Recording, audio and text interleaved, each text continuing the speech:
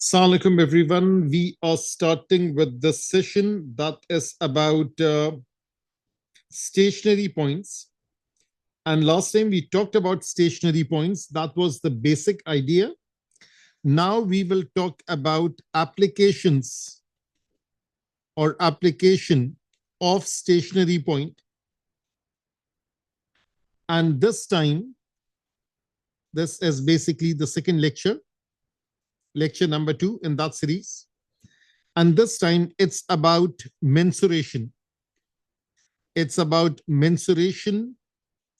It's about coordinate geometry. It's about similarity. Maybe it's about trigonometry. So these basic ideas will be combined with the concept of stationary points. So let's get rolling. Let's look at the first question, which you can very well see on the screen. Let's read the question first. The question says, the volume, let me get my highlighter ready. It says the volume of a solid circular cylinder of radius r centimeter is 250 pi centimeter cube. The next part, show that the total surface area of the cylinder is given by this thing that's written right over here. So this part is mensuration. Once mensuration is completed, then it says, given that r can vary, that means r is a variable, find the stationary value of s, and then the linked part, determine the nature of the stationary value. That means if I focus on the second and the third part, basically we will differentiate s with respect to r. We would equate it to 0. We will find the corresponding value of r. We will plug in the corresponding value of r in this equation. We will find the value of the surface area. That is what they are asking, the stationary value of s. And last but not the least, that is d square s over dr square, the second derivative. The second derivative test, this E was a bit ugly, so let me write it properly. The second derivative test, we will apply this, and then we will get the nature of the stationary point. Now, first of all, let me copy this thing, and let's take it to the next page. And just for fun, let me get started with the second part. The two parts over here, this one, let's get started with that. So we will write S is equals to 2 pi, which is a constant, into r square, and 500 pi, which is another constant, multiplying with r raised to power of -1. So that is the first thing that needs to be done. That needs to be done so that we are able to differentiate it. So ds by dr, 2 pi remains as it is, r square becomes 2r, 500 pi remains as it is, -1 comes down, r remains as it is, power reduces by 1. So this is the differentiation part. R square becomes 2r. R -1 becomes -1, r -2. That is the differentiation. Simplify it a bit. That is equals to 4 pi r, and this is -500 pi over r square. That is the thing. Let's also differentiate it once more. So d square s over dr square. So 4 pi r is 4 pi, and the derivative of r is 1. And if I focus over here, that is -1 r -2. So that is plus 500. Let me write it in black marker. That is plus 500, and that is -1.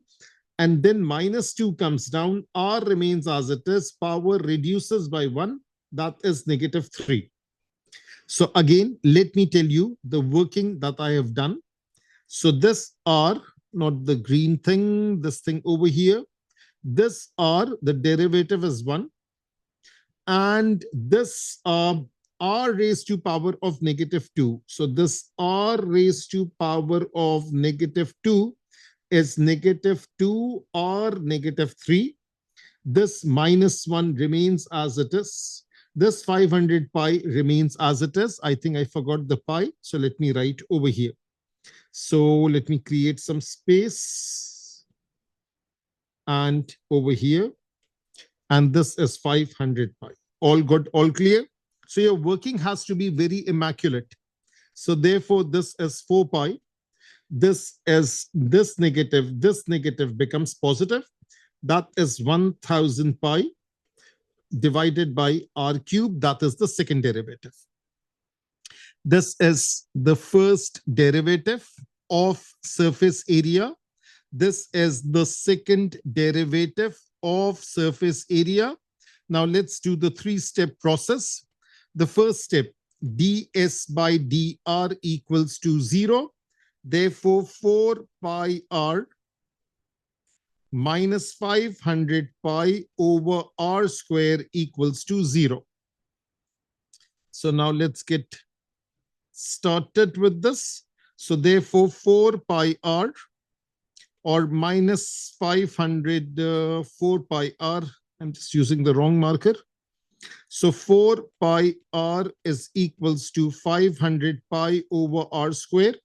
Therefore, r square into r, that is r cube, that is 500 pi over 4 pi. So 500 over 4 is 125. The pi cancels out. Therefore, r comes out to be cube root of 125, which comes out to be 5. So the value of r is 5, and I think the unit is centimeters, if I'm not mistaken. Yes, it's centimeters. So now this thing is done. The second part is plug value of r in original equation. So therefore, S is equals to, what is S? That is 2 pi r squared plus 500 pi over r. 2 pi r squared plus 500 pi over r. So therefore, I'll write S is equals to 2 pi 5 square. This is 500 pi over r, which is 5. 5 square is 25. 25 into 2 is 50. That is 50 pi. This is 100 pi. And this is 150 pi centimeters square. That is the stationary value of S. And last but not the least, that is the second derivative test. So 4 pi plus 100 pi over r cube. So d square S over d r square. That is how much? 4 pi plus 100 or 1000 pi over r cube. Let me double check. Yes, 1000. So now when r is 5, the second derivative will be positive, as you can see, without plugging in any value. So 1000 pi over r cube, which is 5 cube. This thing is positive. This thing is positive. Overall, it's positive. Therefore, it's a minimum. That is the nature of the turning point. So what I did is that I did the last two parts, which is related to the previous class first. So 4 mark for the stationary value of S. So up till here, this one and this one. So this one is part 2. Part 2 starts from here. It goes all the way down. And up till here, this part 2 is completed. So this is part 2 is done. And this last part, that is the nature of the turning point. That is part 3. So that is for 2 marks. That's done. So that is a minimum. Now let's first check this thing. R is 5. Let me highlight this. R is 5. S is 150 pi centimeter square. And the nature, it's a minimum. So R is 5. S is 150 pi. This is positive, the second derivative, and therefore it's a minimum. So I think we successfully completed the last 2 parts. Now let's go to the first part. The first part is about mensuration. volume of a cylinder, that is pi r square h. What is the volume equal to? 250 pi. So pi r square h is equals to 250 pi. Get rid of the pi. R square h is 250. Now we are dealing with two variables. One of the variable is r, the other variable is h. When we are proving this thing, there is no h. So in the surface area equation, h is missing in action. That means the variable that's missing, make h the subject from the data that's given over here. So therefore, r square h is 250. H is equals to 250 over r square. That is the first thing. So now that is what we are getting. H is 250 over r square. Now the surface area is denoted by S, the surface area of a solid cylinder. That is the curved surface area 2 pi r h plus 2 pi r square. So this is 2 pi r and h is 250 over r square. And this is 2 pi r square. So therefore, this is 2 into 250. And this r cancels with this thing. So that is 500 pi over r plus 2 pi r square. That is S. 2 pi r square plus 500 pi over r. And that is quite easily done. That is how the first part is completed. So I hope this is all good, all clear. Let me pause the recording so that you can copy this particular part over here. So I'm just going ahead and pausing the recording. So now this question is done. Let's move on and let's look at this question. Now our main focus is the proving part. So just focus on only the first part and try this out for 3 marks. I'll just pause the recording. So now people, let's look at the solution of this question. The question says a vacuum flask is modeled as a closed cylinder. Underline this. It's a closed cylinder in which the internal radius is r and the internal height is h. The volume of the flask is 1000 centimeter cube. A flask is most efficient when the total internal surface area is a minimum. They have already said it's a minimum. We don't need to prove it. Show that area is this much. Now, the very first part, that is this thing. This is the step number 1. Volume is pi r square h. That equals to 1000. Make h the subject because the variable that is missing, that is h. Whichever variable is missing, that should be made the subject earlier on. The second part, that is step 2. Now, the total surface area is the top area plus the bottom area plus the curved surface area. This is the only place where h is there. So just replace h over here, do the cancellation, and then you get this thing. The rest of the parts are easy. Given that r can vary, find the value of r for which a has a stationary value. So that means differentiate, make it equal to 0. Verify, they are asking us to verify that the flask is most efficient when r takes this value. That means the second derivative test. We get the value of r is 5.4. We plug in the second derivative. That is coming out to be positive. Therefore, it's a minimum. Now, another question that we can see over here, that is this one. Now it's about 2D mensuration, something very easy. Again, I would like you to try out only the first part for 3 marks. So let me pause the recording right over here. I'm resuming the recording and that's resumed. Okay, so now let's look at this. It says a farmer divides a rectangular piece of land into 8 equal size rectangular sheep pens. So these are 8 rectangular sheep pens. As shown in the diagram, each pen measures x by y. So this is x, this is y. And it's fully enclosed by metal fencing. The farmer uses 480 meters of fencing. Now, the previous question was about 3D mensuration. This one is about 2D mensuration.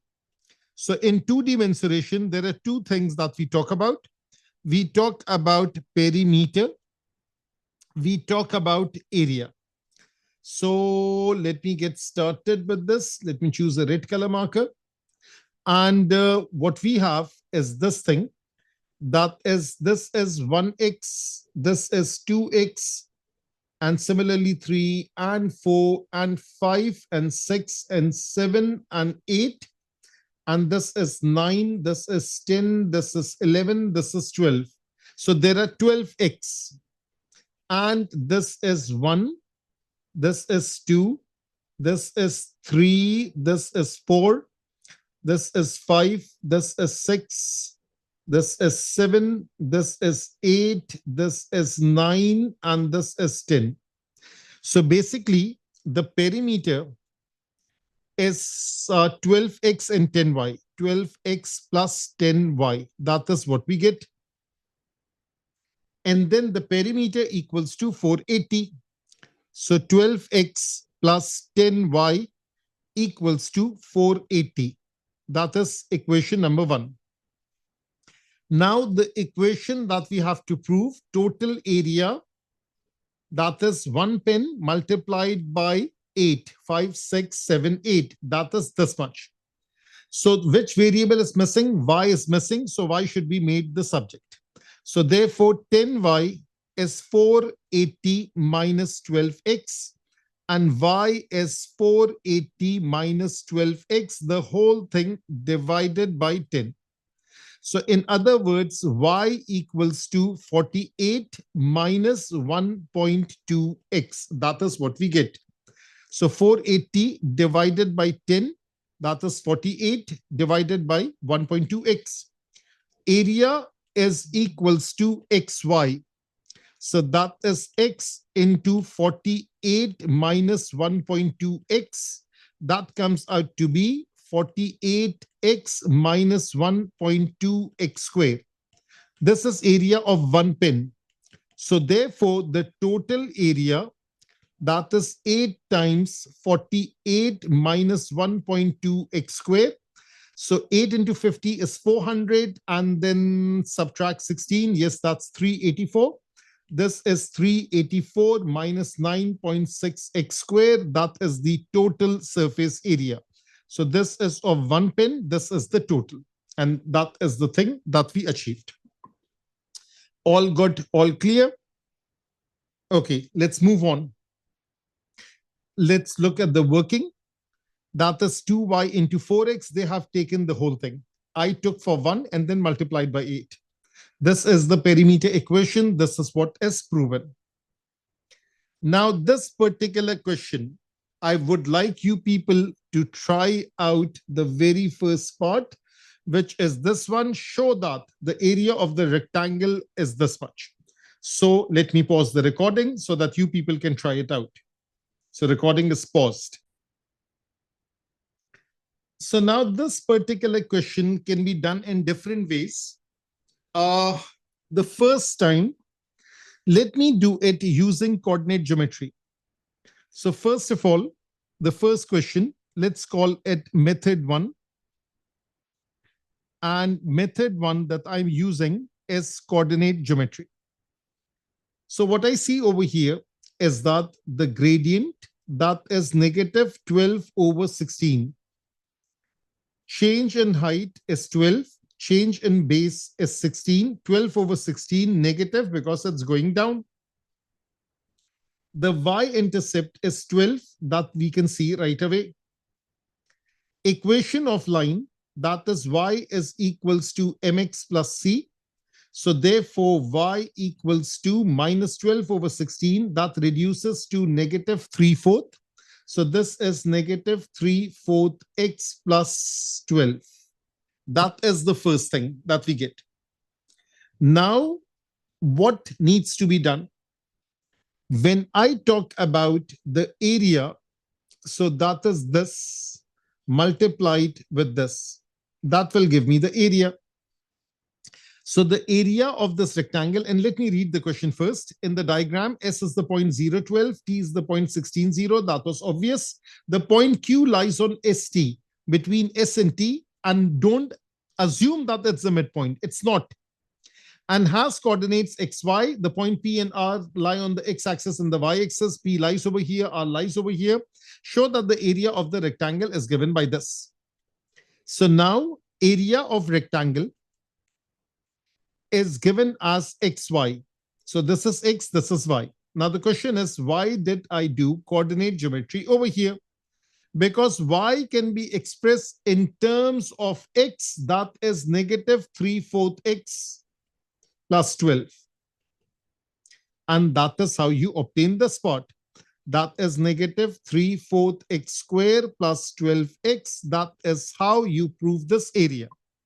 So method 1, which is coordinate geometry, is it all good, all clear? Just acknowledge this thing. I'm sending a message over there in your WhatsApp group. Okay, so that's the thing. That is it all good, all clear? I think that is the easy way that people do it. That's the first thing. Now let me copy this thing. Let me go to the next page. And over here, let me do it by another method. So this time, the other method, and this method number 2 can be termed as similarity or maybe trigonometry. Okay, there is Azan. So I'll just pause for Azan.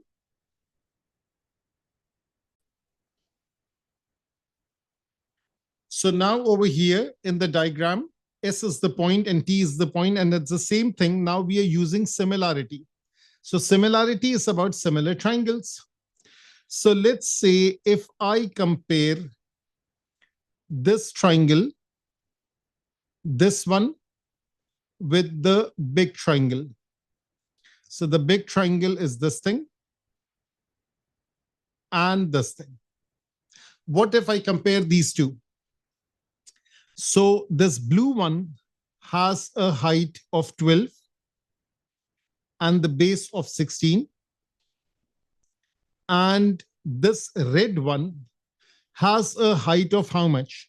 So this is 12 up till here. This is y up till here. So therefore, this difference is 12 minus y. So this difference is 12 minus y. And this base right over here, that is still x. That is still x, like this. So now let's do the comparison. So 12 minus y over 12, that's the same thing as x is to 16. So 12 minus y is 12x over 16.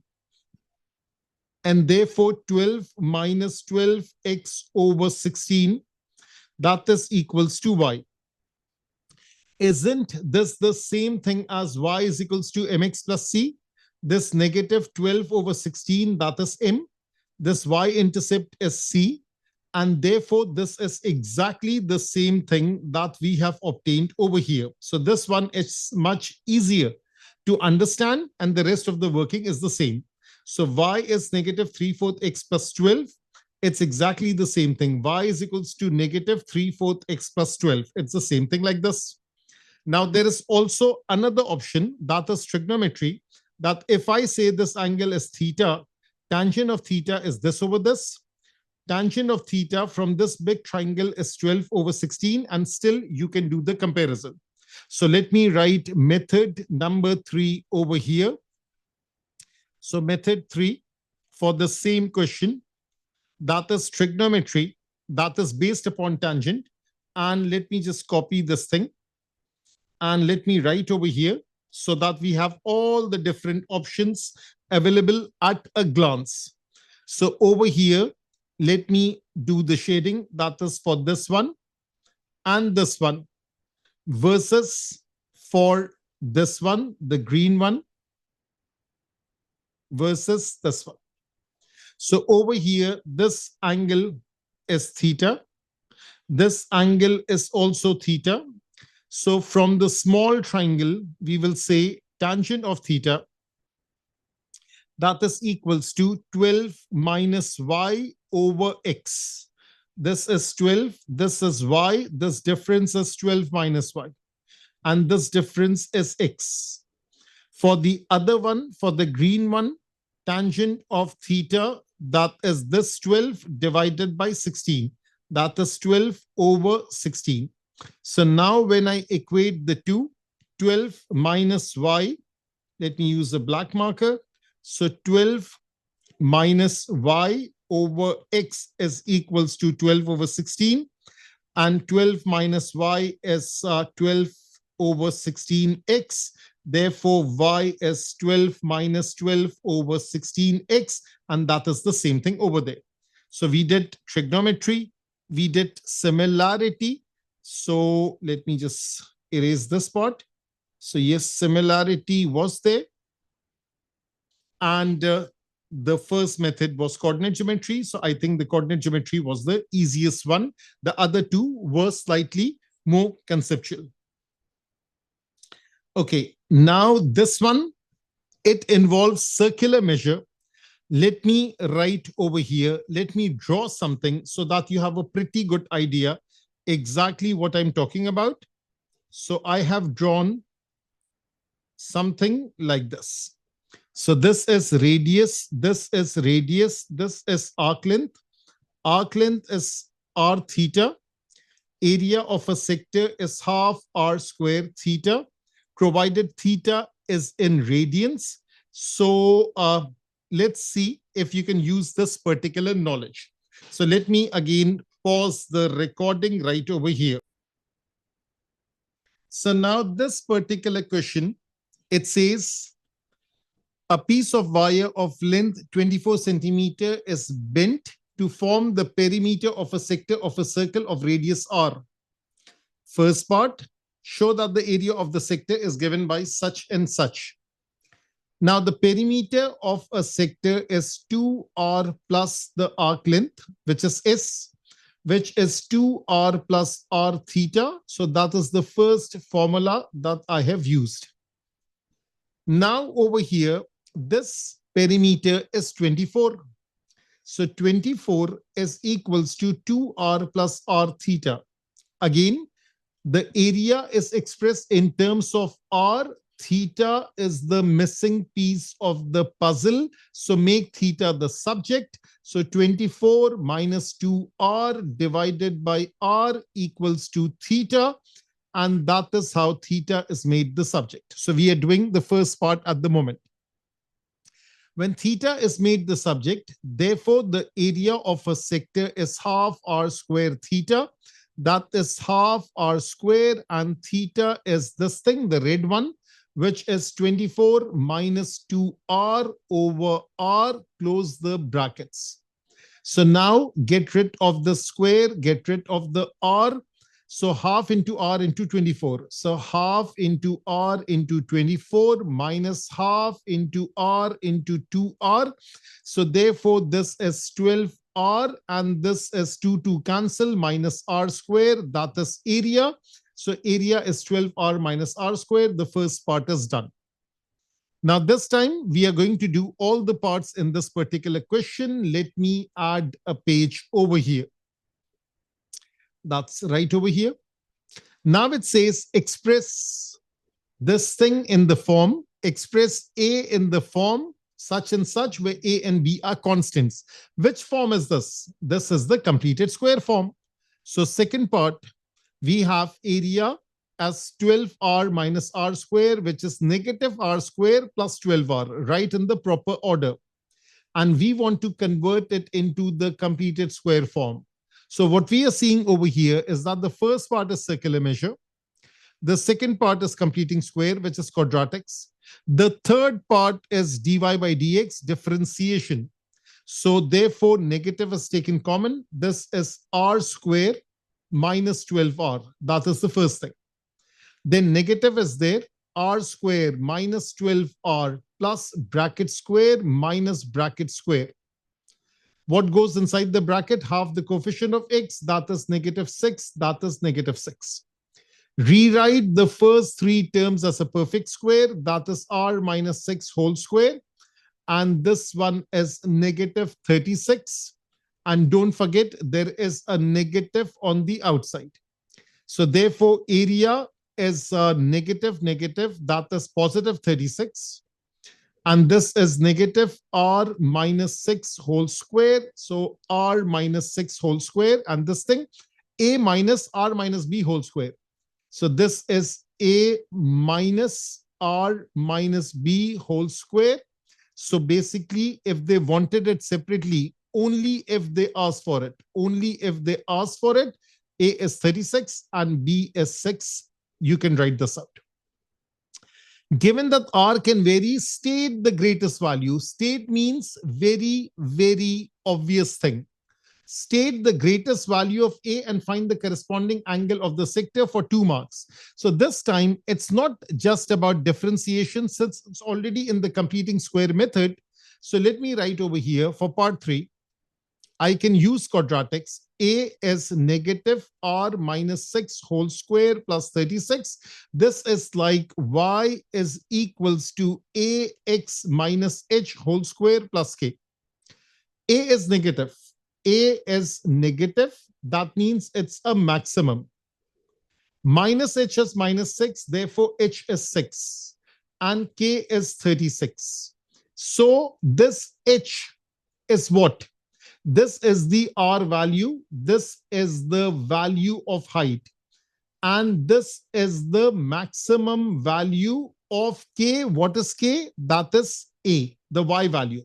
K is the y value. The y value in this case is the area value. So the maximum area is 36. So the maximum area is 36. Got the idea?